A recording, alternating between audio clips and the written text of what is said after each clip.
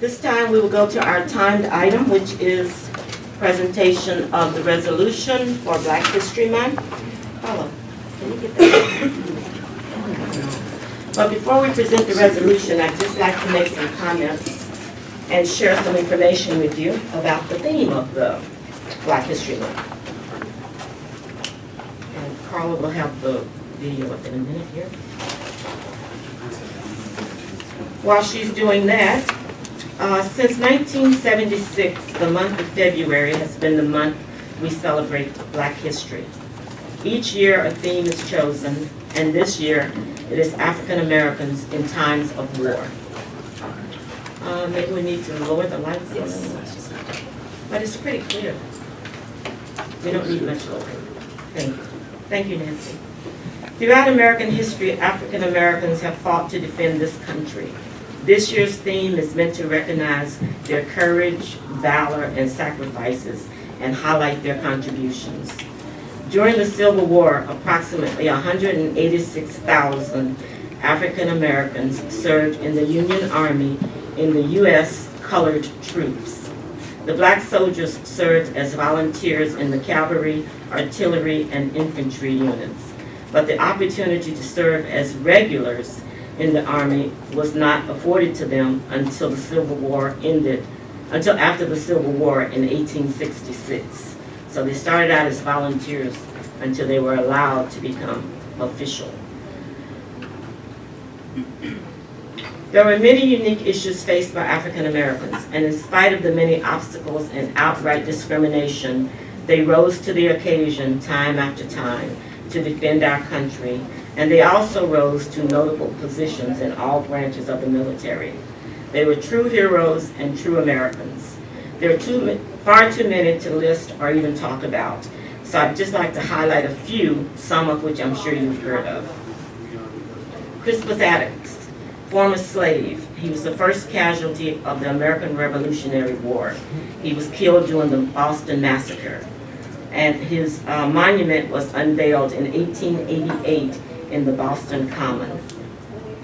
Lemuel Haynes served as a Minuteman during the American Revolutionary War, fought at the April 1775 Battle of Lexington.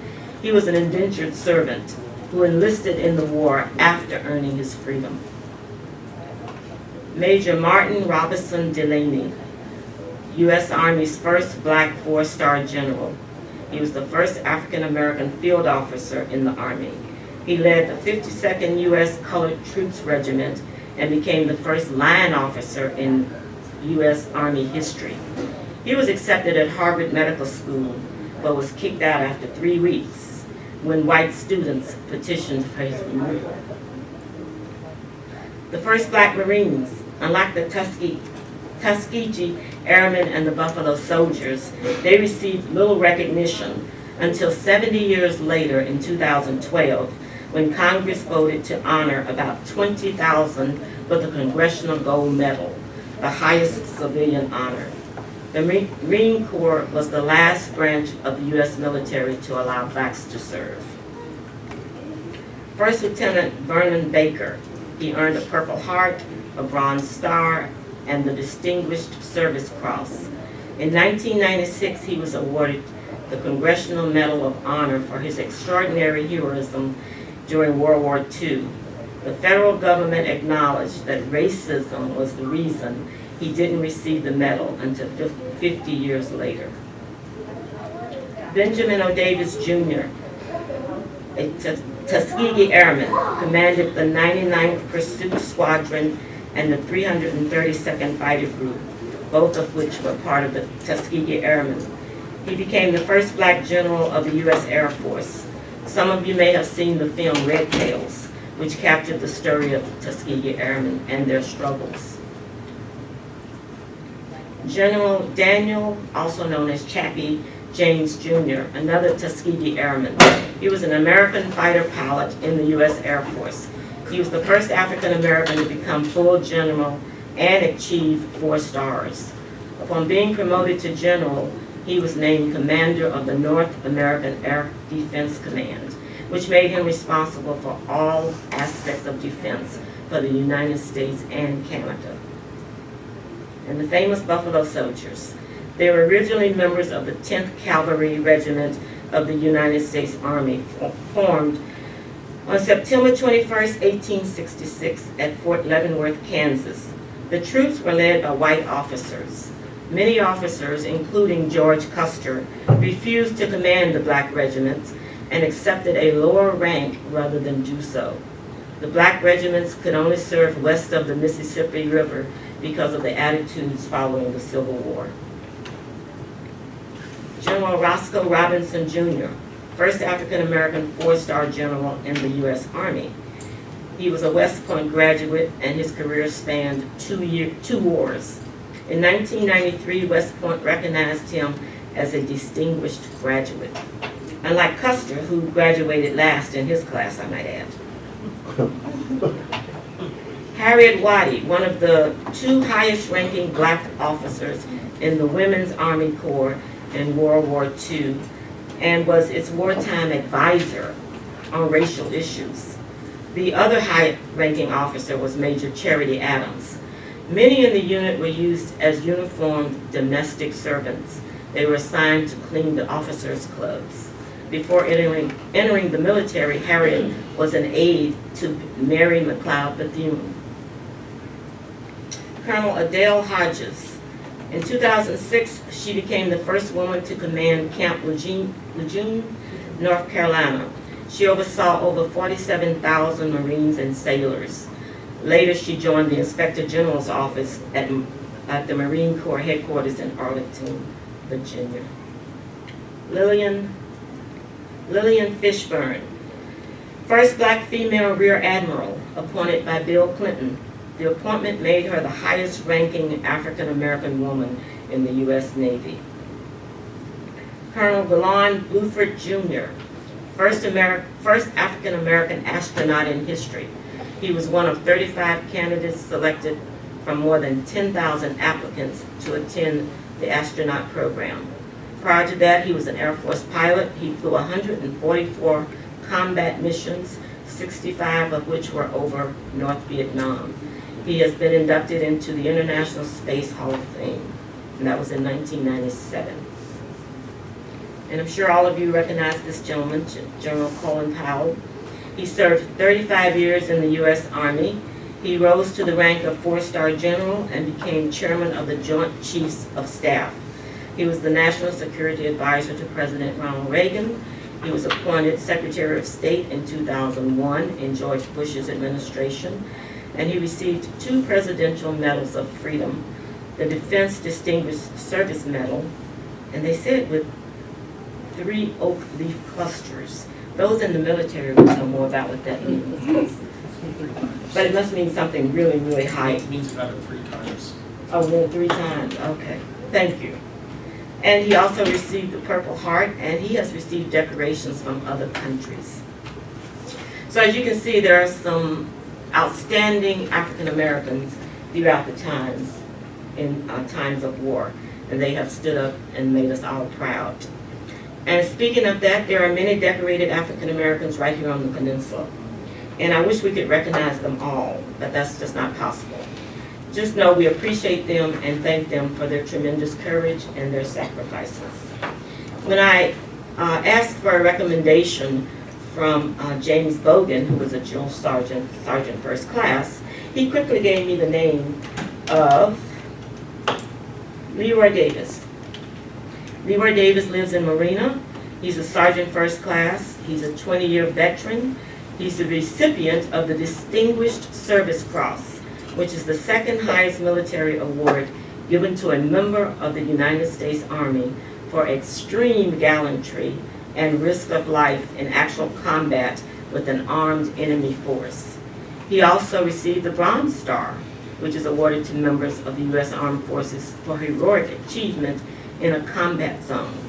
This time I'd like to ask Leroy to come forward, and I'd like to present him with a certificate proclaiming our appreciation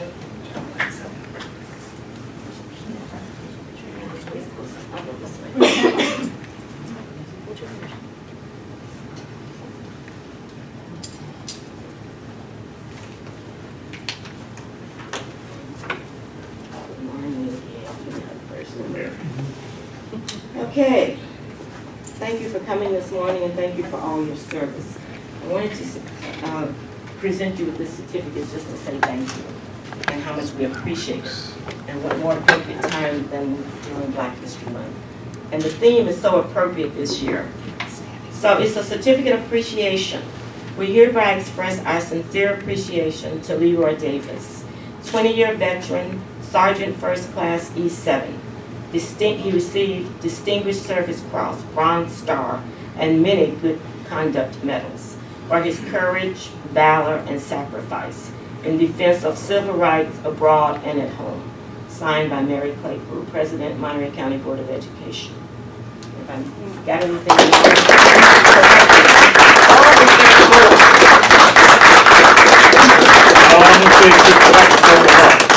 oh, didn't know that. All right, and a Purple Heart. Wow. Don't run off yet. I think this deserves a picture with all the board members. Yes. Yes. Do you want to come back over here or where? In front of the flag. With the flag. Maybe the flag can be in the background. And Helen, Jim, oh y'all come on. Gina. Oh yes, Regina. All these people have known Leroy for a very long time.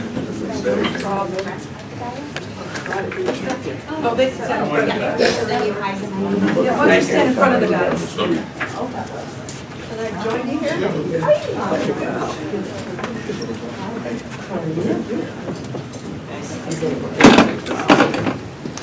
That looks pretty.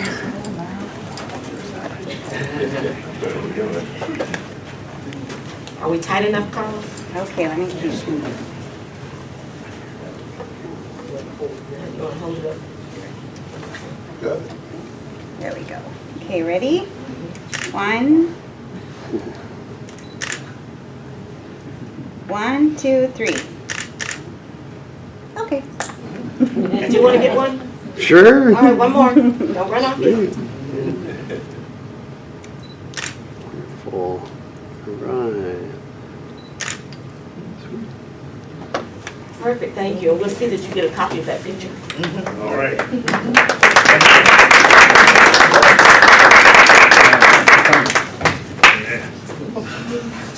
And Mary, I'm also the victor for the NAACP. Ah, there you go.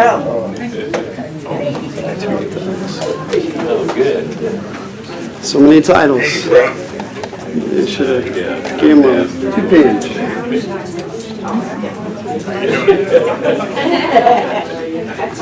Split them up. Thank you. Okay,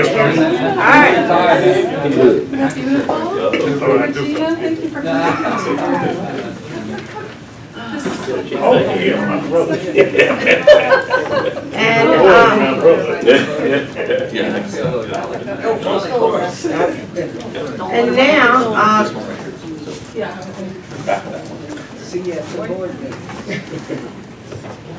and now I'd like to also present the resolution that was passed by the board last month in recognition of Black History Month. So if I could ask Ms. Regina Mason, President of the NAACP, to come forward. Helen Rucker, you may come forward also. You have been fighting the fight for a very long time and continue to do so. Do you want to come up in front here Yeah. instead of the podium? Virginia. Yeah, that'd be great. You want me up there again? Sure, absolutely. The more the merrier, how's that?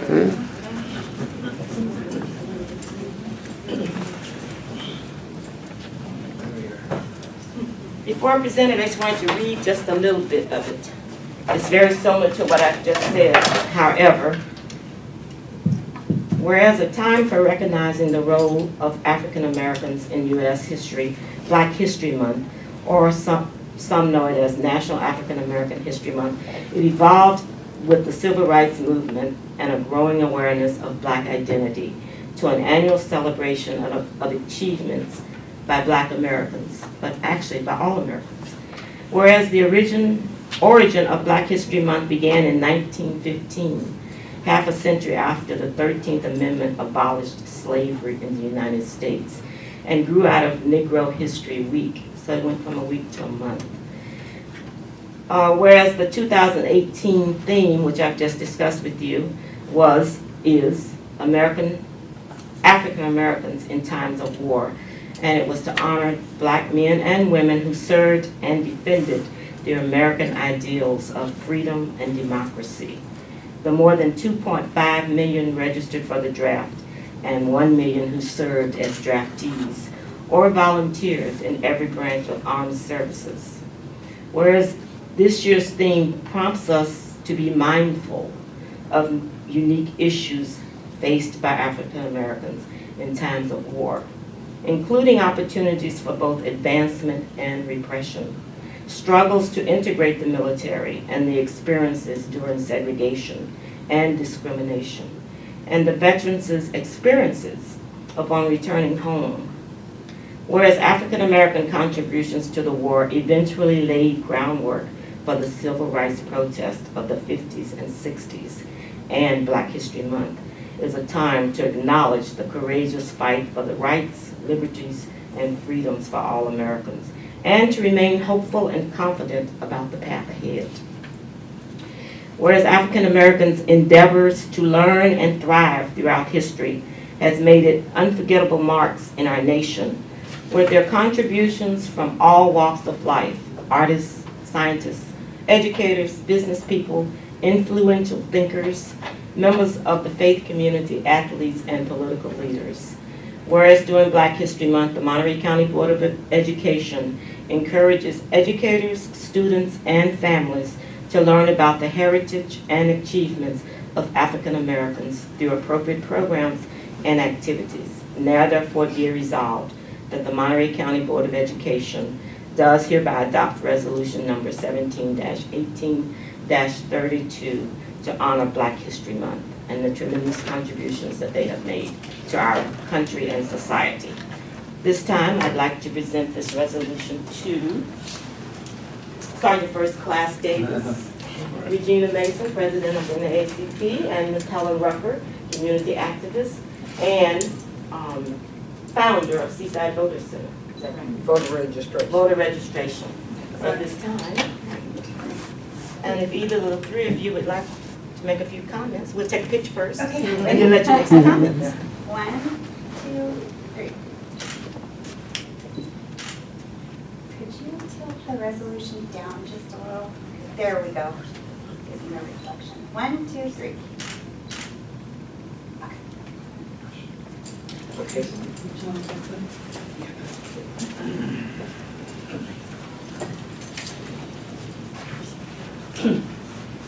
I just want to say how happy I am every year to come here and be a part of this recognition. I want to encourage you to encourage everybody to register to vote and to vote, because more than ever, voters are needed to show their appreciation for being citizens of this great country.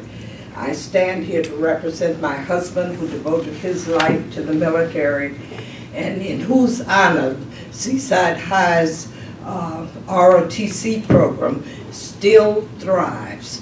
But thank you very much for your honor toward us this day. Thank you.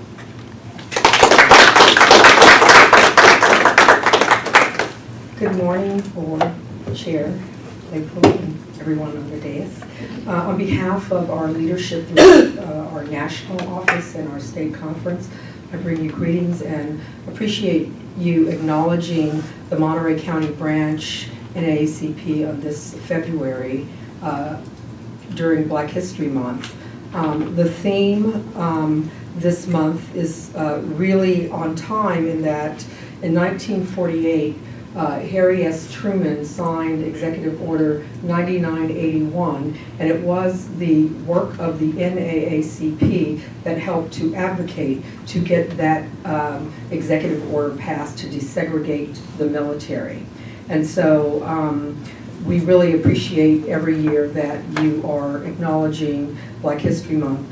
I want to maybe challenge the board to consider incorporating Black history throughout schools in Monterey County, because they have done research and they know that children that have a strong sense of racial identity and know who they are, where they come from, do better in life. And we know also through our work in the NAACP's Education Committee, what we're looking at is coming up with a Black agenda in Monterey County, and education is at the forefront of that.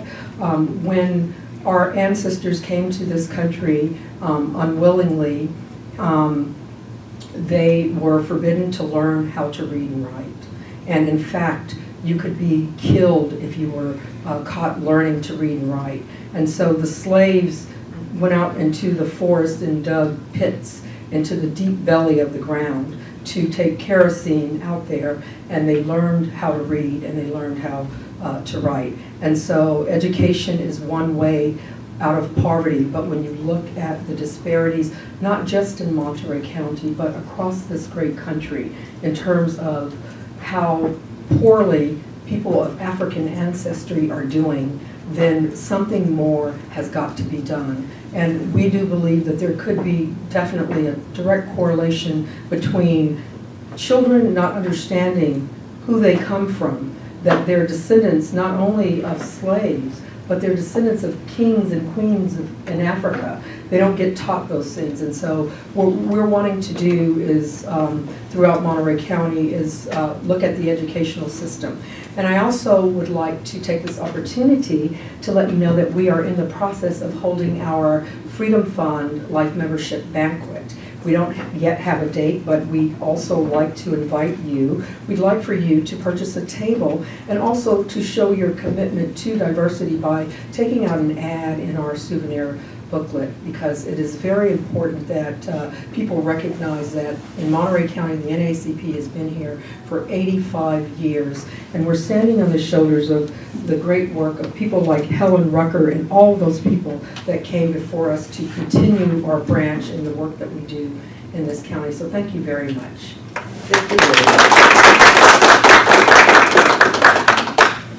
Nancy? Yeah, I'd like to comment. I'd like to thank you very much for the presentations today, for the highlighting of so many prominent African Americans over time and what they've contributed to our country. And I know that we, in our own programs that we operate here at the County Office of Education, do in fact engage heavily in Black History Month, as well as through our ethnic studies program that we implement in our programs, and certainly work with our school boards, our school districts in terms of the resolution going out and encouraging the activities that the districts do. And so I think that through our School Boards Association, that's a very good vehicle to bring this forward. And Mary Claypool is our president. She is also representative on the Executive Council of our School Boards Association. So that's a very good way to ensure that throughout our county, that the school district's policies and procedures and curriculum is in fact incorporating the important study of African American heritage and the pride of all children need to be able to identify with their heritage, with their background, their ethnicity, their culture and customs that permeate the whole being. And it's such an important part of learning and growing. So thank you very much, Regina, for the work that you're doing through the NAACP and the lifelong commitment that Helen has made here in our county to always be there speaking up and being in the leadership of efforts. And we're so proud of the work that you've done and the contributions you've made to our country. What I would like to say is that our own Warner Davis, who was a member of the County Board of Education, I used to sit next to him when I was an assistant superintendent here at the county. And every time when we finished the pledge to the flag, as Warner was sitting down and it says, you know, with liberty and justice for all, at the conclusion of that, he would emphasize the word liberty and justice for all. And as he would sit down in his chair, he would always say, oh, may it be so. And ever since then, every time I say the pledge, I have never said the pledge to the flag, but I haven't added that myself before I've sat down. So it was just something very important and endearing to me with how that comes forward every time we say that pledge and what it means to us. So thank you, and I'm so happy that you brought this forward today, Mary. Thank you. Mary? Janet, I think you wanted, Janet asked for it, and then Judy. So I would love to reach out to you folks with the NAACP and Also let you know that there is currently a $25 million grant that is being brought forward to recognize Black History Month, that we would love to find a project. My department that I work for would love to find an actual project that we could maybe partner with you to bring this such an important piece of education to Monterey County, because I don't think we have enough that represents what this community has had here. We've gotten very used to having, Fort Ord, and those of us who grew up here are very, aware of Fort Ord and all the sacrifices, but there's really nothing that, comes out and says, this is from our Black African American community, and it was a strong community. There's no, unless you know that your husband was part of the ROTC and it's at Seaside, or our soldiers that were at Fort Ord, there's nothing that recognizes that. And so I would love to touch bases with you and see if you have some ideas that we can make a difference here in Monterey County to tap into that $25 million. I will gladly take their money to put it in to work into this county. Tell them what you do. So I work with the California Conservation Corps, and we hire 18 to 25-year-old men and women in these communities that we're in. And we do have a diverse group of young men and women that work for us.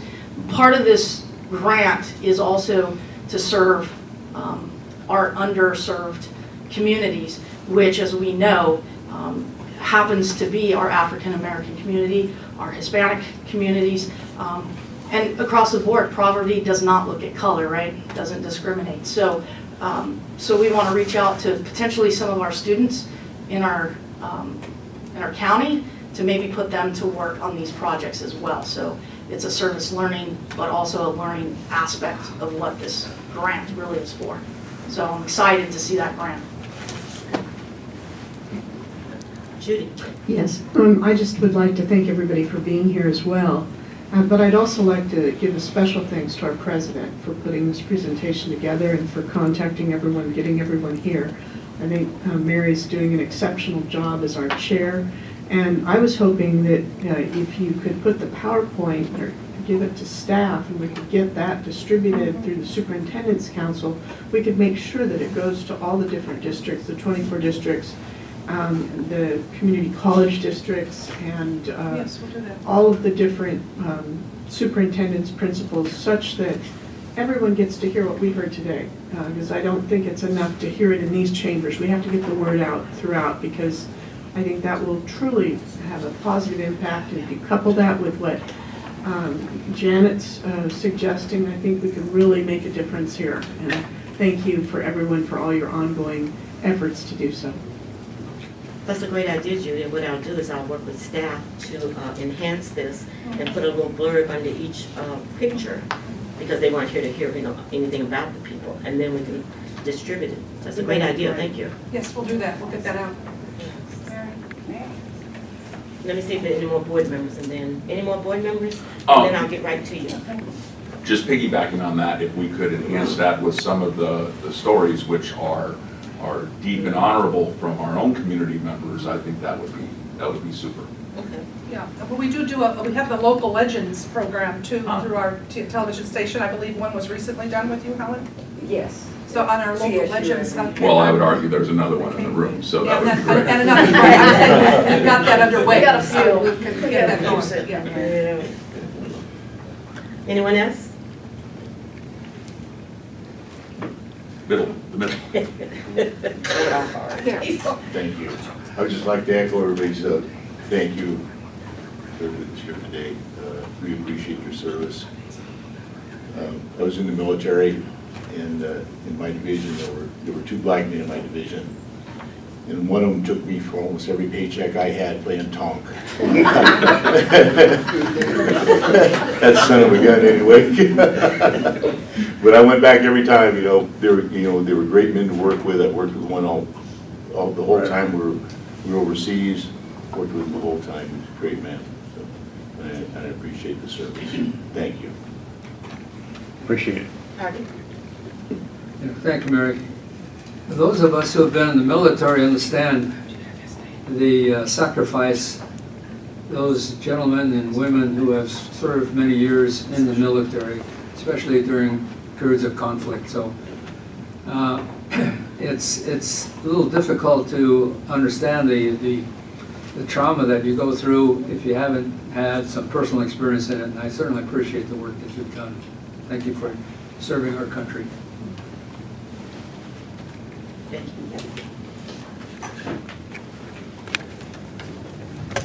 Becky Hadley, CSEA. On January the 20th, I attended the Women's March at CSUMB, and one of the speakers was Mrs. Rucker here. And the one thing she said to the audience, I didn't hear the whole thing because it's kind of loud, but the one thing that was very clear, she says, you don't have to be old to tell your stories. Tell them. And you were talking about voter registration, et cetera, and I did hear that real clearly, and like all the stories are being said here. You're absolutely correct. Tell your story. It doesn't matter how young or how old, there is a story and there's a history behind it. So thank you. Thank you very much. Yes, Helen. And I just want to say that I am working with CSUMB and an instructor, and I am using my little office in Seaside to invite older people to come in and tell their stories. I have been the recipient of going to San Francisco and having my story told, and I was interviewed by an instructor from CSUMB, and it was sent back to me, and it has gone on to Washington, D.C. through StoryCorps, and is being housed in the new African American Museum there. So we want all of the, and you don't have to be old to tell your story. Everybody has a story. But I'm just so happy to hear that you guys are participating. You're listening. You're listening. And I want you to know that we're in the process of working with the university there to make sure that people's stories are told. Thank you. Thank you. Helen, you're like the proverbial when Helen speaks, we listen. That's true. Like the new EF funding. Yeah. And Leroy, could you give me your certificate back? Because I do want to add the Purple Heart to it, and I'll give it back to you. I'll bring it back to you.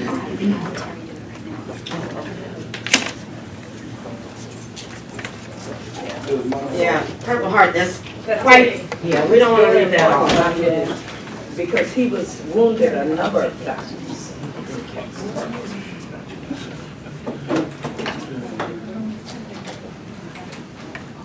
Well, thank you all for coming out and listening, and hopefully you will enjoy some other Black History Month activities throughout the month of February, because I know there are quite a few throughout the community and in the schools. So if you want to participate in one, that's fabulous, or if you just want to go and listen to some of those, that's great too. Thank you for coming, Helen, I appreciate it. Sure. Thank you, Regina, I appreciate it too. Thank your husband for driving. Yeah, and I want to thank the 3 veterans in the room. More than that, how many up here? 5. The 5 veterans is enough. 6. Anybody else? 6 veterans in the room for your service. Without that, we might not be sitting here with our freedom today. Who knows?